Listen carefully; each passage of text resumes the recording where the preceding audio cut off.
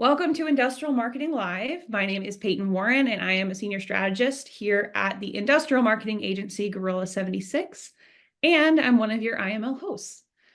The last couple weeks that we've been jumping into these, I have been kicking us off with just a quick FYI, and I want to continue that because it is next month that we are going to be gathering in Austin, Texas for the Industrial Marketing Summit.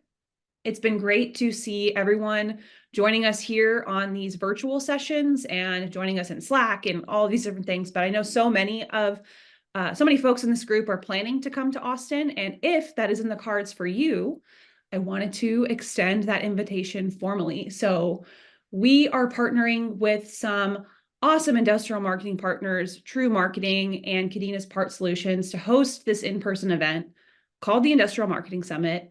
It's going to take place January 31st through February 2nd in Austin, and we would just love to see you there. The sessions are all up on the website now, industrialmarketingsummit.com, and there's new blog content getting posted all the time with some deeper information about those sessions and the like. But yeah, if you have questions about it, hey, you can ask me today because we're in an Ask Me Anything episode of IML. But you can also reach out to any gorilla in the Slack community or on LinkedIn, and we'd be glad to help tell you more about it. So back to our scheduled programming, which I've alluded to already a couple of times. It's going to be an Ask Me Anything episode. We want to just celebrate the end of the year by making this a free-for-all. We want to take questions about work, your marketing programs that you're developing, what's working, what's not, career development, or otherwise, wherever you want to go, we're down for it. And we are going to just kind of stoke the conversation in a few ways. One is that we've asked the Gorilla 76ers who've joined, the gorillas on the call. You guys can all give a little wave. Most of our company is actually in a leadership meeting today, a big chunk of it. And so we've got a good group, but we're missing some faces. So we've asked them to consider something they're super glad that they've learned this year and that they'd be happy to share with the group. We've also reached out to the IML Slack community and asked them for some of their questions. So we've got a good bank rolling already. And then the last thing is we want to ask y'all, like, what is something that you're really proud of this year? What is something that you have been excited about or something that's worked really well for you? And yeah, we'll just kind of go from there. So feel free to drop your questions in the chat and we'll pull them in. But to get us started, I'm going to go with like the very first question that we got, which was from the lovely Chris Carolyn. Hey, Chris, I'm so glad you're here. Always happy to be with you guys. Awesome. Well, Chris, if you remember, it was 10 days ago, you asked about communities, and you were asking if we have discussed online communities outside of LinkedIn, Slack, Reddit, welders of Instagram. Anything you want to kind of add to some color there about kind of what you're curious about? Yeah, I'm just curious if anybody else has found this even the smallest of niche communities or online gatherings, because we hear a lot of that as marketers, where you need to go and where the audience is. And we all know there's large audiences on LinkedIn, but a lot of them are lurkers. So it's kind of hard to prove that they're there sometimes when you're trying to do new stuff. But also there's all these industry associations, the ones running the shows, and the gatherings that used to happen in person and still do happen in person, usually found a way to make them happen online during the 2 years of no trade shows.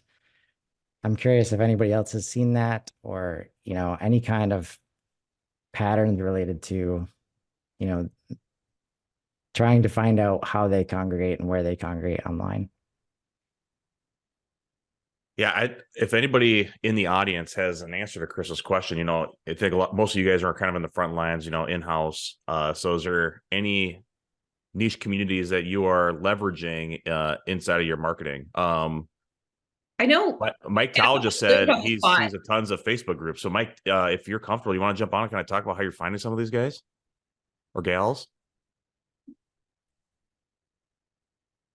Yep, sure thing. So in the Facebook groups, there's just a ton of, you just have to search. There's a bunch of them out there, especially in the machining niche, machine shop niche, welding niche. It's just gotta really search them out and find. Just do a keyword search within groups, and you'll get them. And I come across a lot that are just suggestions within the feed. My Mike, are they Facebook. active? Like, are those groups pretty active? Yeah, and when you ask to join, some of them are private, some of them are public. You'll see how many posts they do a week or a day within those groups. Hmm. So that helps a little bit. Nice. Okay. I also wanted to call out Luke Wittenberger because Luke and I have been talking about this a little bit throughout the year, but Luke did something really creative years and years ago, which was he actually started a group for Yeah. his audience. Like, and then you didn't touch it, right? Like you didn't touch it for a really long time. I It's like I planted an acorn like a decade ago, and then I was just laughing with Peyton because I'm the admin and I have to let people in, and that's pretty much all I've been doing for 10 years is just saying approve anybody. And now it's grown to like 10,000 people, and I'm trying to figure out how to leverage it. But I'm the same as Mike. I see these everybody talks about Facebook groups being kind of out. And there's all these sort of niche groups that people want to post cool pictures and talk about stuff. And on the other hand, they also don't want to be sold to there. So I just try to go in and be the nice, friendly expert that answers a question or whatnot and hope they reach out about something else. Groups honestly seems like the most effective thing about Facebook. Like the feed is garbage usually for me, but it's like the groups I'm in are really active. I'm in a bunch of like ones for the army and then for like Dungeons and Dragons, and those are super active and like you can actually have good conversations with people in there. Way better than LinkedIn groups. LinkedIn groups are trash. But yeah, Mike and Luke, that's great. Chris, you had also asked about industry associations. So has anybody had any success leveraging any of your, trade journals, industry associations, trade groups? Like have any of those been effective, or is it just kind of like them asking for your money to do webinars and articles and all that kind of stuff?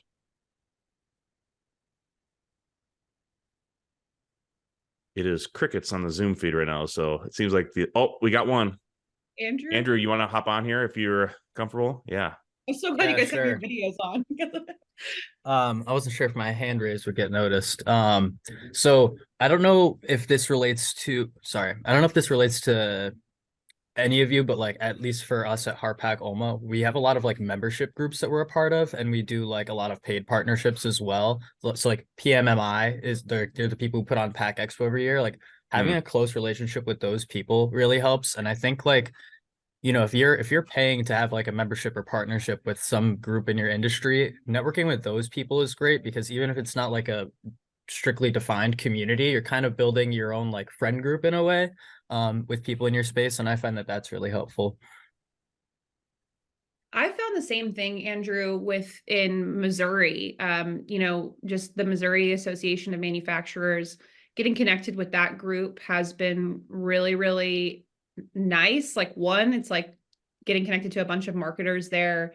From like the agency perspective, we've been able to provide some support their events and different things like that, even if it is just like commenting and like getting reach. I think the networking potential is just really great. Meeting peers in your field is really cool. And I would like just to echo back kind of something like Luke said earlier, as far as like just, well, one is like folks don't want to be sold to in these communities. So it's like, okay, you get there, you get in, and like I think you can become a lurker yourself and just observe, see what the sort of things they're talking about. Maybe you can get content ideas, and that's a way you could like leverage those really tight communities. But also like if you're comfortable, or maybe you just like let your company know, like others like subject matter experts, like, hey, are you guys a member of this group? And maybe like kind of get them involved, and they might just start organically contributing to that space because it's relevant to them. And before you know it, it's like, you know, Joe Welder at so-and-so is, responding, and he's like answering questions. And then it just maybe that association with your company could be a really good way. But I know, Reddit's starting to get into the paid media game too. That was something that was kind of a popular conversation on LinkedIn earlier this year. I've not experimented with that, but something to also like Luke found out with that post he did in Slack. Redditors don't like being sold to in the feed, right? Like I think Reddit ads are okay, but like I think you're gonna go into like the manufacturing group and be like, I got this really cool machine. They're gonna be like, no, get out of here, you're banned. So you have to be careful with that. The one thing I'm interested in for all of you with 2024 coming right around the corner, has anybody looked into like communities around people, right? So like influencers, like micro influencers, like has anybody started to kind of broach that topic of how do we partner with somebody that has a following in our niche to have them kind of talk about our products? Is anybody doing that? It's written on my whiteboard that I want to do it. Yeah. Had a couple, and really it's just kind of an exploratory mode. I've never done it before. We've used agents as this kind of finder's fee type thing, which has my wheels spinning on it, but it sort of organically happened where some customers came to us via LinkedIn or via Instagram, and I just started answering questions in the comments, kind of like the Facebook groups. And then I click through to the profile, and it's like, oh, this guy posts every day and has 14,000 followers. And I was like, I just told that guy, I said, hey, I'll give you a free rental because we rent equipment if you post some cool stuff about or open, honest, post whatever you want about it. And he's like, okay. And so that's what happened, and that created the idea to make a plan around it, but I don't have a plan. Yeah. It seems like, and I think that's okay, Luke. It's just something that kind of just pops up organically.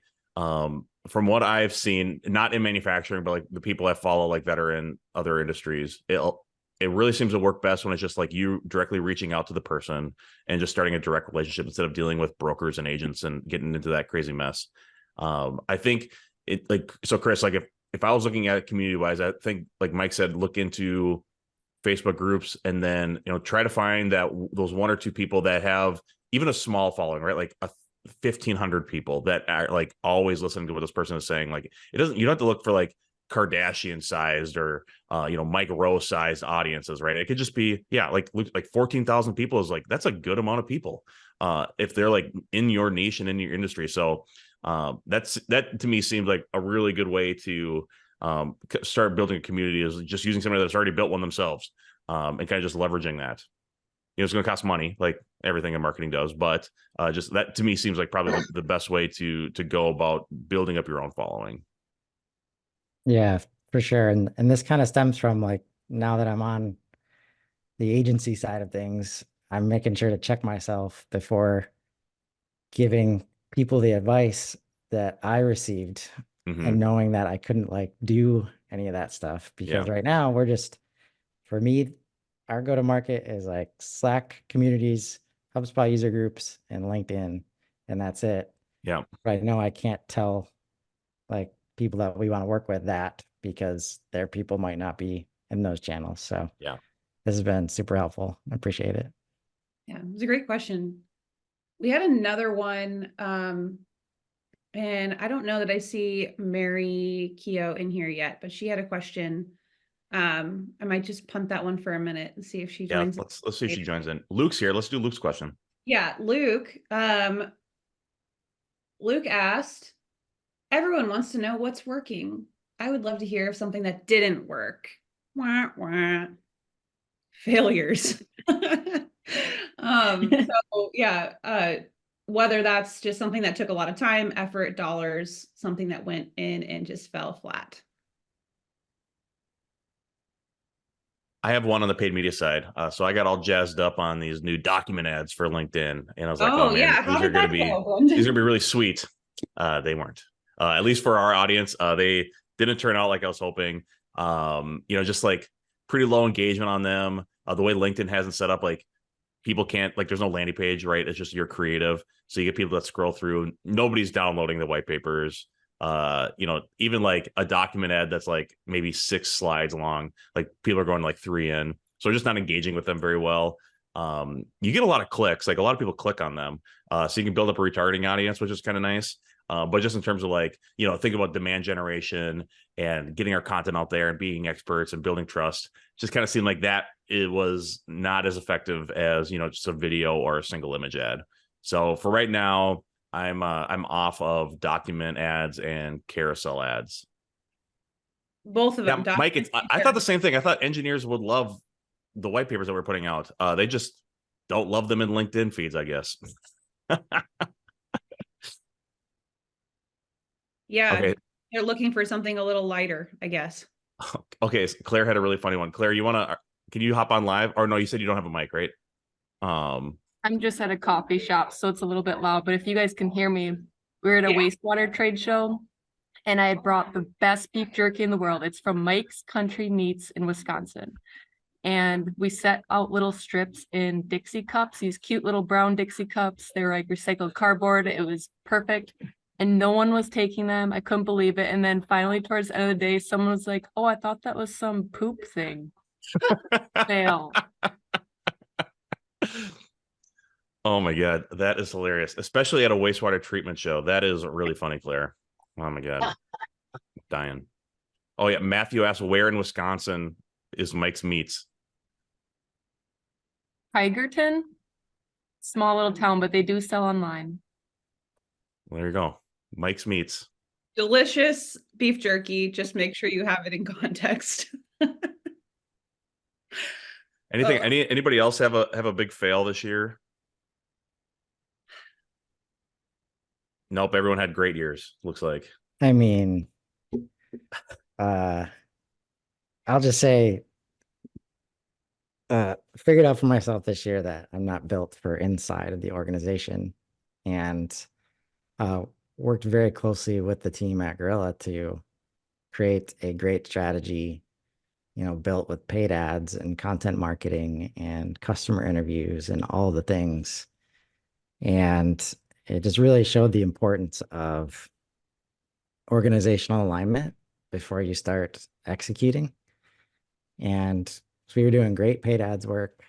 We had a great content plan going, but there was shifts inside the organization and SME engagement went down. And even though the paid ads were great, like the fact that the rest of the strategy wasn't coming up behind it, I'd kind of heard about that in the past, but seeing it happen real time really showed like how important all the pieces are. So a lot of the advice, I share right now is nothing against paid ads, but just make sure it's not the only thing that you're doing, right? It's very easy to turn the paid ads money faucets on. They're all around you. But if you don't back it up with the rest of the strategy, the holistic stuff, like it's not going to work the way you want it to. I was just talking to another marketer who's just been put into a role of marketing for the first time at his company. And we were like kind of talking about, the guerrilla strategy and different things like that. And then the question came up like, oh, okay, well, what about email? And it's like, well, I didn't include that in like the guerrilla piece, but you should still do it. And so I think it's like that in-house, like you said, like the in-house layer, like being an in-house marketer it's so complex what y'all are having to do, the number of hats that you are having to wear. Like, yes, I think that like the paid media side is really complicated and just trying to keep up with the different settings and algorithms and making sure you're loading the campaigns and telling the stories in the right way and optimizing them. Like that's a bear in and of itself. And that's why, you know, like as an agency, we just focus on that. But and like the content that supports it. But like to Chris's point, like if you put all of like your entire like company like marketing strategy in that one basket, it's still just one channel, Mhm. you know. And so I think that it's really important, you know, when you're thinking bigger than just like maybe what you're doing with one partner, but like, yeah, what are you going to do for email? What about like, how are you improving this audience? Okay, so we are going to do paid media for this audience and we're going to start here and then maybe we'll scale. But how are we going to nurture the folks who've already been involved with our company in the past? We can't just let that drop. And what about these events? Like, what do we need to be doing things like how can we enhance this trade show experience if we are going to go to it? What are we doing with the leads after that? So yeah, it's a big job, but I think it's like just taking a step back and like looking at your whole list of all of your segments and thinking, what's the one thing I'm doing there? I don't think it has to be like every single segment or product line has like the most robust marketing program behind it, but moving the needle a little bit in each one of those sections. That way you don't just end up with all your eggs in one basket. And I don't know, it's a risk of failure too, you know, if you do it that way. Mhm. But Peyton, I was thinking we can maybe move to some folks that are live today instead of yeah, we'll come back to some of these Slack questions. Oh we- yeah. So Rachel is live today. She has to stay muted though, so I'll ask her question for her. So she said, my boss asked me yesterday when reviewing some LinkedIn ad opportunities, do you have to run a paid campaign for consecutive months, or can you do 2 months on or 2 months off, or, you know, what, like a 1 month on, 1 month off throughout the year to kind of stretch the budget out? So yeah, I mean, you definitely can, Rachel. You know, as you stretch things out, right? If you go to like 2 months is kind of a long time. So maybe, you know, like do 1 month, you kind of do 1 month on, 1 month off, or like with Gorilla, like what we like to do with our paid campaigns is do 6-week ad sprints, right? Where an ad will be live for 6 weeks. So maybe you could do like 6 weeks on, and then you take, you know, 4 to 6 weeks off and then come back in. The idea that we have with our ads is that we kind of always want them to be on, so that when somebody enters into that buying mode, right? Because we always talk about, you know, 1 to 3% of your audience is in the buying mode at any given time. So as somebody enters into the buying mode, are they still seeing your company's ads when it comes time for them to start thinking of, you know, moving into that consideration buying mode? If you've been putting out good ads and good content, you know, developing yourself as an expert in the area, building trust that your company can get done what you say you can get done. Yeah, maybe you can go off for a period of time to save some budget and then come back in, especially like if you tie it into like the cyclicality of your business, right? Like, I think we all can kind of see like, yeah, Q4 kind of gets pretty low, you know, like we're seeing December has been a pretty slow month across a lot of our clients. And we're anticipating, you know, January to be a little bit bigger. So, you know, maybe like you start ramping up ads 2 to 3 weeks before, you know, somebody, like you can kind of see like when the ramps are in your CRM, right? Like we get a lot of leads in Q1 and then things dip in Q2. So maybe like you time your ad strategy so that you're live right before, you know, people start, you know, filling in leads historically for you.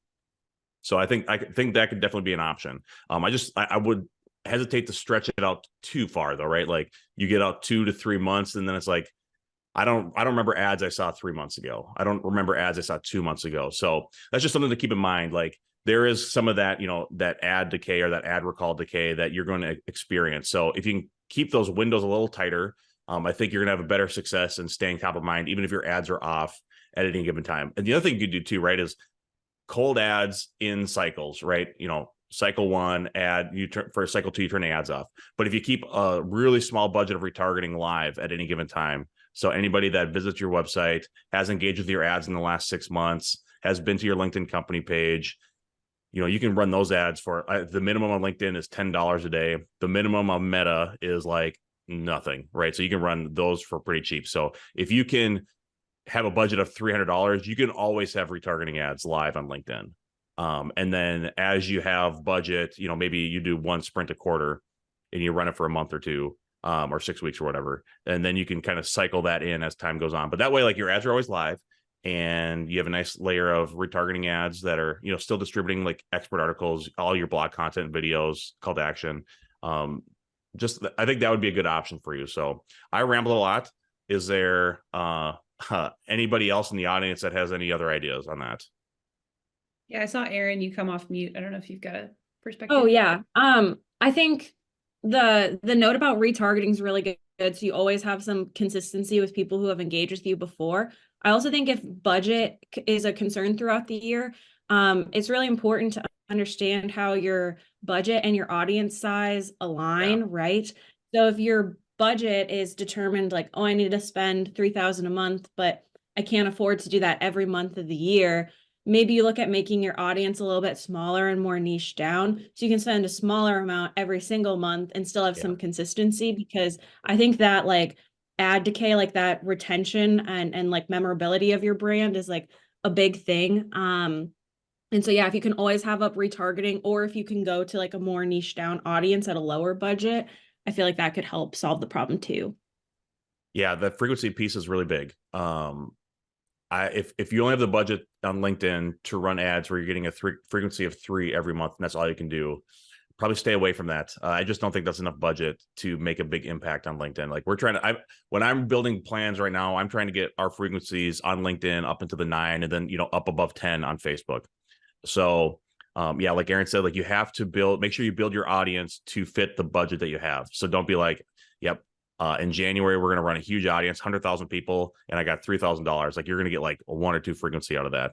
And then you turn things off. So I'd rather see you go down to like a 15,000 person audience and deliver more ads to that audience that's really highly targeted, that will be impacted by the content that you're putting out.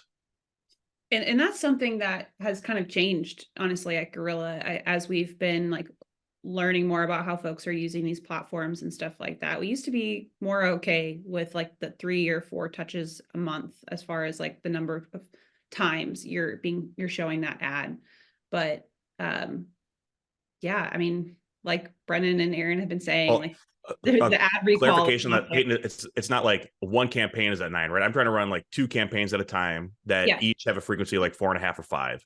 But putting your brand in front, like your brand logo in front of them X number of times, telling different pieces of the story, but just making sure that you are touching them that many times is good.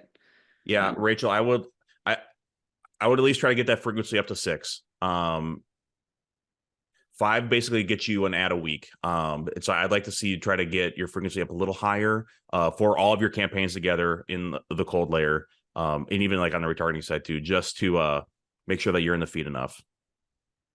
Yeah. So, okay. Yeah. If 6 doesn't work, go to 7. Rachel in the chat, Rachel said, I have a weird thing about the number 6, so I'll go to 7. So next question, Matthew Olson, do you want to come on live to talk about your question about Gmail and Yahoo validation? We'll try our best. We'll try our best on this one. We are not email experts, but maybe somebody in here is. No, I appreciate it. And it's something that we got notifications about, and we tried to start letting everybody know. February 1st, Google and Yahoo are implementing like an extra layer of validation needed. So if you're sending email blasts out to your customers, and I think this might include even with HubSpot and other CRMs, that they're requiring like an elevated level of authentication. And strangely enough, we work with a nonprofit donor platform, and they turned around and tried to call BS on it. I'm like, well, here's the news release from Google, here's the news release from Yahoo. But the question is like, has anyone else ever been faced with managing elements of their DNS or domain validation with like DMARC or DKIM or SPF? Anyone have good success with it in helping with deliverability, or is this like super far down a rabbit hole?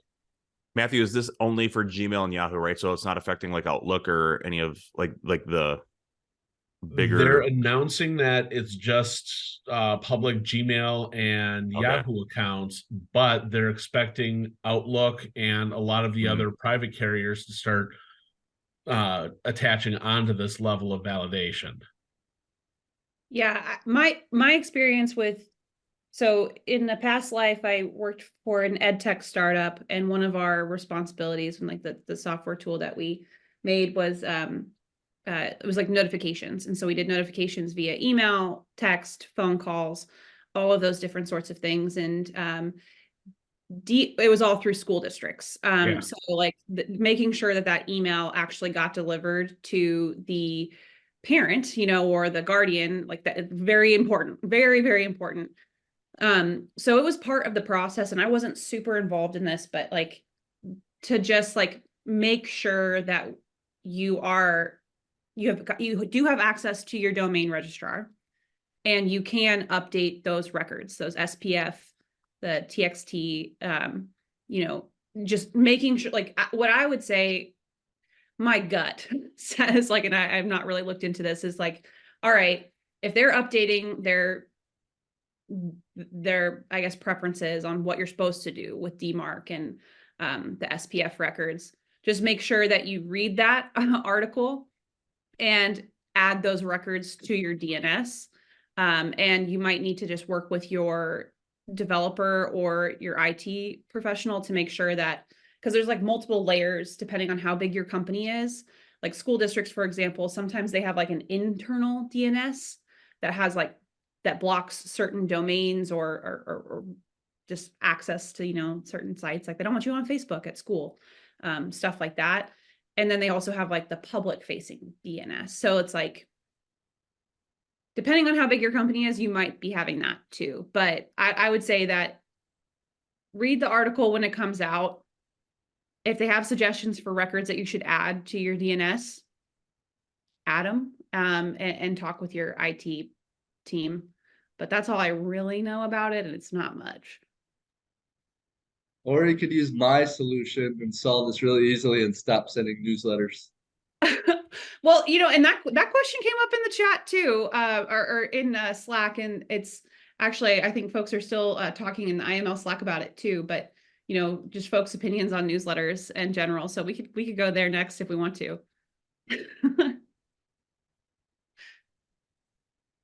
Why not? I think it kind of depends on like what type of business you're in when it comes to newsletters. Like if you're in more of like that commodity business, like sometimes just reminding people you exist like prompts a lot of new business, because it's like, oh yeah, I do need more of this, you know, products that you sell. But I think sometimes if you have that like larger, more complex, more customized solution, more of like that, okay, buy a $2 million machine, you're probably not going to get that direct response from your email, but some regular like educational touch points can still be useful. I think it's just harder to track like the success from point A to point B with a newsletter that way. Yeah, the other thing that I would say as far as like content for newsletters is, yeah, I don't think they're dead, as you said, Regine, as in your question. But I think that as far as format goes, like you can start light, like maybe quarterly, just to stay top of mind if you don't have the capacity to really do anything more often. But whatever you're sending, just make sure it's relevant to the people you're sending it to. Like if you're selling a product to the landfill industry, but your company has products for tire recycling and landfills, it's like those are two very different groups. So I don't need to be telling the landfill customers all about our tire recycling. It's just different. So like just making sure that you have the segmentation in place, so that, you know, if it's something that's relevant to everybody, maybe you select all those different lists. But if it's not, then leave those folks out. That way you're not getting them with like content that they're just like, hey, this is not relevant, unsubscribe. But something that I've seen success with one of my clients is we've just tried, like if it's a newsletter, like actually tying it to the news. like what is happening in the world, and then looking at content that we have in our blog that is relevant to that, and kind of like expounding on it in the email copy, and then saying like, if you want to read more about this, we've talked about it here, and so it's more of just like distributing content is the way that we've used it for that client in particular. Okay, I know the chat is crazy.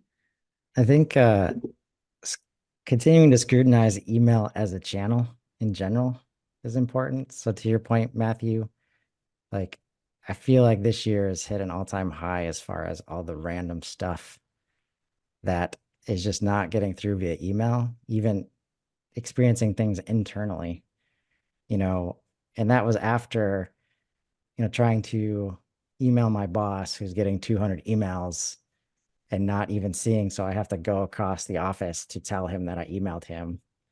Right. And like, so if the goals are like starting conversations or building relationships, and you compare it, going back to the earlier comments about community and finding those places, like we're not trying to build an email list right now, just because the people who want to come to our webinars, they're having to sign up like 3 times because they're not getting the Zoom, notification for some reason, random things like that. Meanwhile, I know the effort I put into direct messaging or engagement in places like Slack and LinkedIn, there's like 100%, response rate when I do that. So I think like, if people can take a minute, and a lot of the energy that's spent in trying to get email to work for you, if you were to look at some of the other ways you could try and engage people, you might find that you get a lot better return on the energy, behind those mechanisms. And if you think about it if we're not just used to doing email and we're trying to just have conversations, it would never have been the first channel you'd think of if all these other channels have been available to us, right? So that's it. So Chris, I'd like just to to say push about back on that a little bit, we're talking about like trying to find like, where's my audience at? Like, where are these manufacturing engineers at? Are they on LinkedIn? Are they on Facebook? Are they on Reddit? Are they on YouTube? Are they following this micro influencer? Everyone in that works in business has an email, right? So they do have an email, right? So there's definitely challenges in delivery and making good content, but if you treat it right, I think it can still be very powerful. But just to think like, you're going to throw a picture of your company on there and talk about only yourself, and here's our sweet offer, buy a pump. Probably not super effective. But if you use it like you would a paid social, right, where you're like, we just wrote this great article, here's how it affects you, right, here's a nice image, here's a summary from the article that you can read in the email without clicking to the link, but here's a link if you want more information. I think email could still be very effective, very powerful. Like I said, everyone has one that uses business. You just got to treat it right, you got to find the email addresses too, right? But I think it still could be powerful. But yeah, Chris, you're right. There's definitely challenges with it, but there's challenges with every channel, right? I just think it'd be maybe a little short-sighted to say like, we're just going to not do email. Right. So do you agree? Is a party like, do you have the capacity to do it right now? Like you said, Chris, like you guys running kind of bootstrappy, so you have to pick the channels that are going to work for you, right? But if you're an in-house marketer at a large corporation, like when I was at Graco, we were doing emails to our distribution, right, to do mass education on new products, right? And then we follow that up with personal conversations. But to think like we were just not going to do email was not really even an option, right? But like that was our already built-in customers, right? Probably not going to do any cold email, right? Like this is a place where we already have a relationship with, and it's just another way for us to continue to build that relationship cheap. Cheap. We have still to create the content and host a website or email. But I definitely make it a part of your consideration set if you're in-house and you have some people that are already engaged with you. It's just a great way to stay in touch with people and keep you top of mind. Mm-hmm. Yeah, let me hop in there real quick on this email thing, because Chris, you're absolutely right that email, the name of the game has changed in 2023. Like we've seen the spam filters have just started flagging a lot more things, right? And why is that? It's email domain reputation score. The algorithms have changed in the background there. And so we were talking about newsletters earlier, and let me go ahead and throw in, a +1 for why newsletters can be great. part of email reputation score is your open rate, right? So if you have a highly engaged audience, you're getting like, 20, 30% open rate on something and you're pinging them with a newsletter, that's going to increase your domain reputation score. So you can help fix some of that stuff that happens. The other thing that I've seen, a mistake that's commonly made with cold email campaigns is tying that to your company's domain. So I always recommend to have a subdomain or a separate domain for any cold emailing, because otherwise your reputation score can just tank super, super hard. And then suddenly, before you know it, everything's going to spam. So sorry, guys, to jump in. I know I'm new, but email touched a node there because I feel like there's a lot going on. Cool. Well, I know we're getting close to the time. I can't believe it, but we had a question come in Slack that I think is going to get the conversation rolling here right at the end about trade shows. So we had Here we go.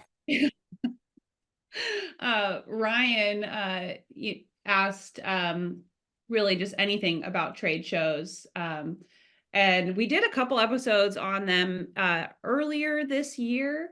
But yeah, maybe before I just like read your comment, Ryan, if you want to come off of mute and kind of talk about just what would be helpful for you, we can go that route. Yeah, sure. I am new, so I missed those IML lives before, which I'm sure, it's like coming in late to a Zoom meeting and asking the question that just happened like 5 minutes ago. Unfortunately, those are the recordings that we deleted, so you'll never be able to see them. Yeah. Anyway, so yeah, trade shows. I mean, it's I think it's a little bit of a wonder for me still of what are maybe like the 3 to 5 things to focus on being limited to a 10 by 10 space at a huge once every 4 years type of trade show. With a new startup company with an awesome product. And I think a lot of people are going to be interested, but it's a tiny little space. And so my goal is to basically go to an expo that's regional in the spring, shop it out, take images, take notes, kind of build a booth in late spring, and then go to our trade show in the early fall. So what would you guys top 3-5 things say, like, these are the must-dos for a 10 by 10 in a big ocean of big players? I know this is going to be challenging, Ryan, but I think with you guys especially, like, you have to try to figure out how do you get a robot, or at least like show off your software in the booth. I know that's going to be super difficult with the size of booth that you have, and I don't even know if it's even legal, like with a 10 by 10 to get a robot in there. But if there's any way that you guys can get some of your componentry or machinery in a booth, or even like a software demo, I think that is like, that's what people like. They can see the images of your guys' box hopper and all that stuff on the website, right? Like, so they can see that, but like to see, that's what people go to trade shows, right? They want to put their hands on stuff, they want to feel it, and they want to just like see it in person. And so if at all possible, try to see if there's a way to get any of your machinery into the booth. I think that would be cute. Even maybe a miniature version of it, but just something that somebody can look at. I just hate to see you guys go in there with like a backdrop and some pencils and be like, here's this brand new startup. So yeah, you're in a tough situation. But yeah, I think it's, can you figure out a way to get hands-on with your people? Although, because there's probably gonna be a lot of other robotics companies at the show that you're going to, and they're gonna have robots. So maybe you don't want to have an actual robot if everyone has one, but there's got to be something that you can do to show off like your guys' capabilities. Rachel just put something good in the chat and I would echo it. I think especially when you're like new in the scene, that's another thing people come to trade shows for, is to figure out like what's new, what's innovative. And I think that's an advantage you have being a new startup. People will be interested in what you have to offer, even if you just have a 10 by 10 booth. It's like your knowledge and your solution that's going to be the big draw. But what Rachel said in the chat was like doing a lot of promotion with your existing customers, or like people you already know are going to be there, or people you want to connect with. That pre-work can go a long way. And especially with those industry publications too, just like trying to get a lot of buzz and like get the traffic drawn to your booth and not rely on people just like walking by, because you don't have a ton of space to like Brendan said, show off a product. I will say in 10 by 10 booths in the past, having like a big video monitor like really helps too, just something like visual and moving if you can't get physical product in there. But yeah, the pre-work matters a lot. Yeah, if there is any speaking engagements, getting your guys' CEO there to do a talk, and because I know he's very passionate about what you guys are doing. So I think it would be really impactful for, yeah, if there's any speaking sessions, for him to get in front of people and have chats. Like I remember, like this was at some pump show we were doing for Graco, and our product manager got up and did a really great presentation. And after the talk, he got hounded by people out in the hallway, and he talked for another hour with people out there. And that wasn't by the booth. That was just him, out by a set of stairs. So like if you guys can make an engagement happen like that, I think that could also be super powerful. I want to pull up Yassine because startup founder, startup company. I just think there's a lot of connections there, and you guys just did this. So I'd love to, you dropped a lot of great knowledge in the chat. So I'd love for you to share it so that the folks who aren't with us live get the value out of that in the recording in the podcast. Yeah, for sure. Yeah, what Brendan just said actually is super, super good. Having a speaking and a great engagement and then inviting people right after, super good. How we run our trade show, we're a software company for manufacturer. So what we do is the kind of the booth, it's always a 10 by 10. It kind of doesn't matter. We tested one with like the crappiest kind of booth. We had one poster and a black wall, and that's it. Not even a computer. And still, the script that we had kind of was good enough. The script is somebody pass in front of the booth, and then you just start chatting with them, and you try to learn about them. And what we do is we ask, "Hey, how are you doing?" And then they say, "Hey, hello." And we're like, "Hey, are you a manufacturer?" And then from there, we try to get them to talk. One thing we realize is that everyone at a trade show is trying to network. So you're not disturbing anyone if you're talking to them. And then sometimes it's not a fit, and then you just point them to something interesting you found and whatnot. But what we do that is super powerful is we partner with like one or two other companies in the trade show, and then we do a happy hour afterward. So if we're vibing with someone, we're not gonna try to pitch them our stuff. We're just gonna invite them to that event, and then we have a real connection. And sometimes they come by afterward. The next day, they come into the event, and we literally don't talk really about our stuff. They always ask after we've digged a bit on their stuff, and they see that we're knowledgeable about the space. They will ask you, "So what do you do?" And then they point to the crappy poster behind, and then we just like say roughly what it is. And from there, the connection is made, and it's good enough. Like trying to pitch your stuff at the trade show usually is absolutely useless. It's afterward, like the connection you've made, the follow-up you do, the 2-hour discussion that you can have with an interesting prospect at the event afterward that matter more. Yeah, and I think that's where like Dale has dropped some like great knowledge in the chat too. Is like, and Aaron, just to chime off of what you said too, it's like, what are you going to be doing with those leads? So like Dale was saying, like, okay, you're going to talk to a lot of people. Don't ask them just like, "Hi, how are you?" But like, what brings you here? Because Yassine just said they're there to network. So it's like you can start learning right away.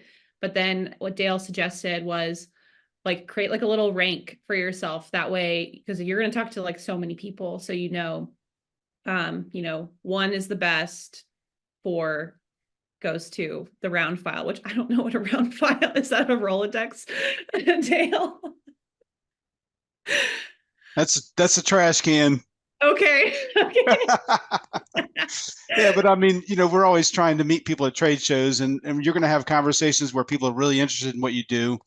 And Yassine brought up a great point there is some are going to have high interest. Others, they may be looking for something totally different at the show that you may have seen. So, help them out, point them in the right direction. But, 1 is probably the best one that you get. Those from a sales perspective, usually go on a business card in the salesperson's pocket to make sure you find out who's hiding those. Mm-hmm. But the ones that are 2 and 3 would you go into your marketing funnels. Yeah. So. Yeah, Ryan, on that point, this was a couple years old, but Matthew Chanella, when he was still here at Gorilla, we did a trade show episode with him, and he was talking about when he was working at Binzel, he would like Dale said, mark like the super hot leads inside of the on the badge scanner, and then he would every night after the show he would go and upload all of those leads into the CRM, and then ensure that those leads got to salespeople so they could follow up as soon as possible, right? To be the first people at the show to reach out to your contacts and start a conversation. If, like Dale said, like if they're like a 1 or a 2, and just getting into a conversation with them right away so that you're top of mind with them still. They still remember the conversation. Because remember, even at the small regional show, they're probably going to have 100 conversations, right? So it's going to be easy for them to stop by your booth and forget what happened. And then, you reach out to them, 2 weeks later, like they've already forgotten everything you already talked about. So if you can get in front of them right away, start that conversation, you're going to set yourself up for that good handoff to sales and starting that conversation with the project. Cool. Thanks for all the input and the time. Super stoked to get all that. And I love that being tied to a 10 by 10 for some folks in here wasn't the scariest part of the whole thing. So I think that's encouraging. Ryan, please report back on how it goes in Slack, after the show. Yeah. And we have a channel inside the Slack group too, called events in real life. So if you guys are going to shows, you can post it there and maybe, I don't know, see other IMLers. That could be cool. Yeah. That'd be fun. At least share your after action reports on how things went. We're always very interested because we at Gorilla, we don't get out to the field very often for shows. And so it's nice to hear back from you all on how things are going. Yeah. Yeah. Wow. That was I'm so glad we wrapped with that one. Peyton, we need to probably do 2 hours next year for this. Maybe. We have a lot of questions. Yeah. Yeah. And so I think what we're going to do, because we still have a lot of questions that we didn't get to, but let's do a podcast follow-up too. And we also have an Ask Me Anything channel in the Slack group. So if folks have additional questions you want to pop in there, feel free. And we will just continue to answer them the best we can. And everyone here, feel free to jump in and answer. You guys have a lot to share, obviously, and lots of great experience. But I just want to say, thank you so much for a great year. It's been awesome getting to know all of you all here in Zoom, and we're really excited for everything that's to come in 2024. We have a new registration link for the new year. That's one of the downsides of using Zoom for these events, is you've got to set up a new link every year. So believe it or not, we had this year, I just want to share a little bit of background into the event if you guys are curious. I also know we've been on for a while and you might want to drop out, but when we first started this event, this is we're going into year 4 now. But we were lucky to get maybe 5 to 10 people joining us live. And now, I mean, there are weeks where we have almost 100 people here live, which is just really, really amazing. And it's the highlight of my weeks and months in a lot of ways. The other thing is that not everyone joins us live. I get so much feedback here in Industrial Marketing Live that folks love the content. They can't join us at 10 Central. But they listen on the podcast, The Manufacturing Marketer, or they watch it on YouTube. So I just want to also just share that little nugget. If this is something that you guys are thinking of doing in your own, for your own industries, of creating a space, just because you don't have a huge crowd, that content is still really valuable to people. And, folks are following up with us offline about some of the stuff that we talk about here together. So it's cool that way. But yeah, I just really excited to see what we do in 2024. Our first episode of the year is going to be January 4th. And this will be, I think, the 3rd year in a row that we kick off the year with Google Ads. We're going a little bit deeper than we have in years past. And so I'm really excited to jump in with our demand capture, paid search, paid per click conversation. But yeah, just thanks again for making this year great. Brendan, Aaron, Matthew, thanks for joining and contributing. And thank you everyone for asking great questions in the chat. Yeah. And we will see you in the new year. Have a good holiday, everyone. Bye.